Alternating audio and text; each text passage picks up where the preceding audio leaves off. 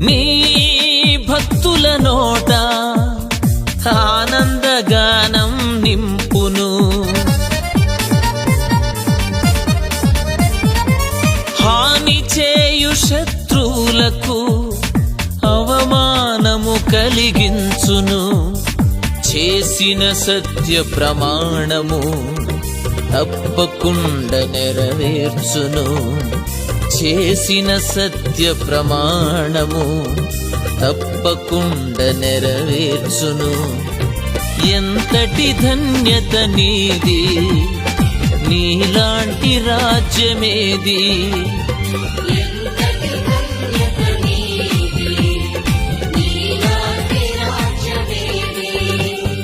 ఓ యెరూషలేమా, దేవుని పట్టణమా,